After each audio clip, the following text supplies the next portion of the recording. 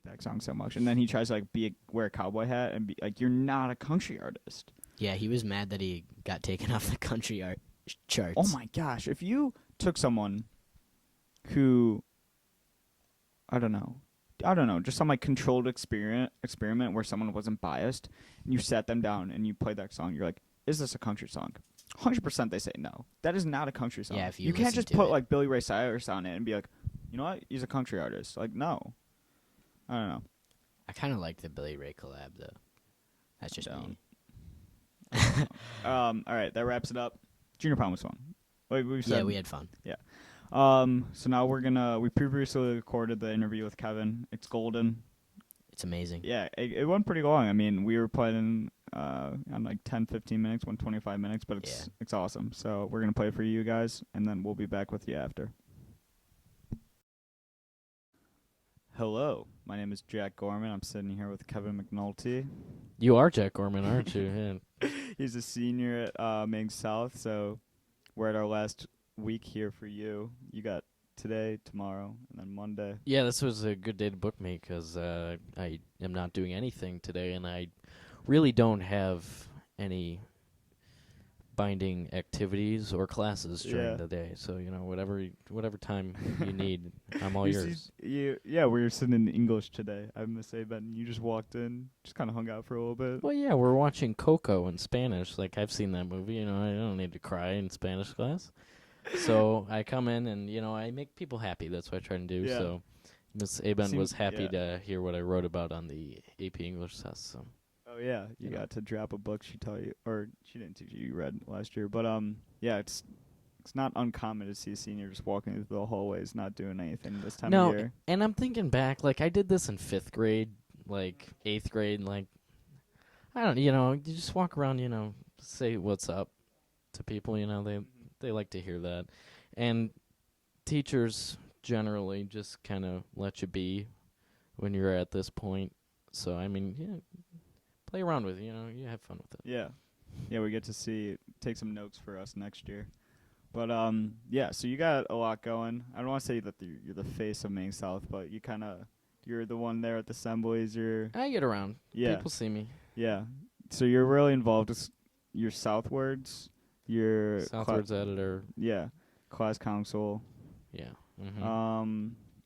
And then you seem to be present at like things like Mr. Hawk, things like, did you do V Show? You did V Show, right? I did stand-up comedy 3 years in a row at V Show. Oh, I didn't know it was 3 years in a row. That's cool. Yeah, that was actually my first joke. I opened it 3 years of doing stand-up at V Show, and have I peaked in high school? And I expressed that that's my greatest fear, peak in high school and sitting at Holt's in 20 years and stuffing my fat face full of cheese curds, and I'm talking to people I know from high school, and they're like, "What are you doing nowadays?" And I'm like, "Well, I did stand up in high school, so that was cool." I competed in Mr. Hawk. Yeah. I mean, what are you talking about? I dressed up like Lady Gaga when I was 18. Now I'm at Holt's eating cheese curds. So what about you? Let's talk about you. Yeah.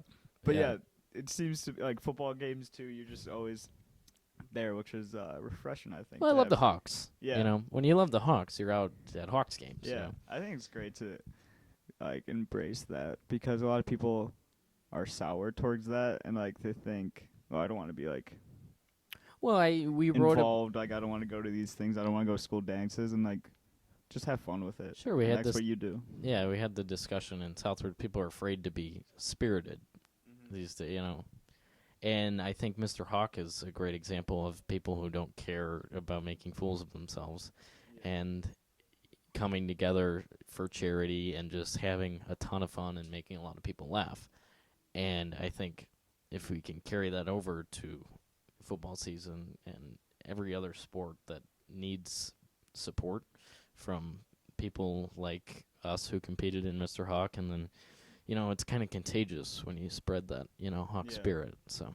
Yeah, I think it's great, and we saw it a lot this year when we went to the hockey games. It's like hockey games haven't really been a huge thing, and then we had a couple friends, me and Junction as in we had a couple friends that were on the team, and then like 5 games in, there's like more and more people coming, and I thought that was cool just to get that part, like you said, not only at Mr. Hawk, Which Mr. Hawk, that was hard for me. I was sitting when we learned the dance from Mm-hmm. the Hawkeyes one night. We had to sit in this dance room, like 80 degrees. And most of us never step foot in the dance studio. Yeah, It's and I not was our like, domain. this is so dumb. I wasn't gonna quit, but I was just like, all right, I'm not gonna try at this. But then you get there the night of, and it's like, okay, this is all. And you get why you're doing it. It's know? for a fundraiser, yeah. Yeah, and with the hockey games, that's a great example of people coming together because people care about what others are passionate about. And those hockey players knew they had a good hockey team, and they wanted our support. I mean, because they're a club and they're, unified with the Maine West and Maine East. They're not really always publicized in our building. And this year they were because they wanted our support, and they got it. You asked for it, you get it. And it was cool to see, like, I would always ask them after the game, like, could you even hear us? And they're like, yeah. And apparently a kid on the other team was, like, saying how terrible we were and how everyone, like, hates playing at Oakton because of the Maine South student section. And I'm like, that's okay. Yeah, it sort of makes you feel good about goal yourself. was accomplished. Yeah. But yeah, I just kind of, with the stand-up thing, did you have, like, one stand-up comedian that you'd always watch or, like, an inspiration? I hate to say it, but it was Louis C.K. I've been back in the day when that was all right. And then, I've done stand-up, the 3 times, and I've done it a few other places. And Netflix is huge with the stand-up comedians. And Tom Segura is not really my style of stand-up comedy, but it just makes me crack up, and I'm on the floor laughing. And well, we're big about Joe Rogan on this podcast, and he's on Joe Rogan 2 or 3 times, and he's just a funny guy. Big Joe Rogan. Yeah, I was talking about Joe Rogan yesterday. I don't listen to him, but that's 21st century stuff that he does with his podcast and everything else. The other one's John Mulaney, which you can watch with your parents and feel good about. So, yeah, you need one of those. You got both sides of it, and he brings, like, the old school, like, SNL comedy, but also he's from Chicago, so that's... What's his name? Pretty cool. John Mulaney. Okay. St. Ignatius grad. Oh, really? Was a writer on SNL for 10, 15 years. That's cool. So he has a few stand-up specials on Netflix that you should check out. Because well, I feel like that's, like, just happened recently. I don't know how recently, but, like, all of a sudden they're just comedy specials everywhere on Netflix. And I feel like it's overpopulated, as in, like, you gotta watch the right ones. And, yeah. Yeah, I mean, there's a lot out there, but... I mean, like, female comedians, too. Ellie Wong and Tig Notaro, like, are making names for themselves, and that wasn't really a thing. I mean, it was Roseanne for a while, and then she's excommunicated with Louis C.K., so, new ones step in, and I think they're always coming up with new material, and I don't really get sick of it. I mean, I'll watch any Netflix comedy specials. Some of them I'll be like, yeah, all right, I won't watch any more of them, but... So where, like, material-wise, because I know that's the hardest part for stand-up comedians is, like, to come up with new material. Where did that come for you? Like, was it you writing stuff down in a notebook, or is it just, like, sitting in front of your computer and typing whatever you came up with? No, it was pops into my head, a story that, I think can be material, and then... It's not enough just to tell a story. You have to hit them with something too. So I just throw the story or the topic that I think is, funny and for Maine South V show appropriate. And then if a joke doesn't come out of it, then you delete it. I just put it in my notes. And then after a while, I had that year in between each of my performances where I had, 8 to 10 things in my notes about, and then, putting it together and synthesizing all of those,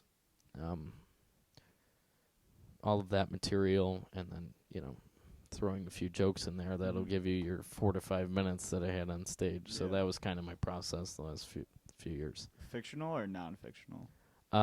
Most of it is true. Like, I talked, this year about my love for Costco, and that is absolutely true.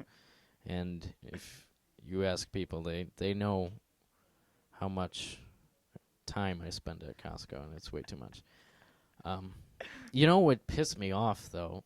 The last time I went there, I didn't have one of my parents with me. You know, they have the Costco card. Oh, yeah. I'm going to have to get my own Costco card, moral of the story. But I was trying to use my dad's, and they wouldn't let me through with, so with all, like, I was really getting our bulk groceries, you know, for the few weeks. And they wouldn't let me through with my dad's card, so I was, you know, a little ticked off about that. But you had the card at this I had the card, and they're like, "You're not Terrence McNulty." I'm like, "I know I'm not, but that's my father." And yeah, that was What's it. the They age limit? Can you just get a card? they eventually Yeah. let me go, but they warned me like, don't come back here. So Costco, they're on top of They get things. I didn't aggressive. really appreciate it, really, because like I'm a high paying customer. But yeah, don't mess around with Costco. Yeah, they're out for blood. But yeah, one more thing I wanted to talk about. The bunch reviews. Yes. Do you want to explain them? Because I hope everyone knows what they are. But I would say we've been lacking lately, I think, for seniors who started the Greater Chicagoland Bench Review account. find them on Instagram. Yes, at Greater Chicagoland Bench Reviews. It's really long, but it's a lot of fun when you like tag it. We'll say so. Greater Land Chicago Bunch Reviews, right? Greater Chicagoland. Okay. Yeah, so you know the whole area. We did one in Florida, like, and we counted it. You know, Greater Chicagoland. It's all relative. So find it on Instagram. Where it came from.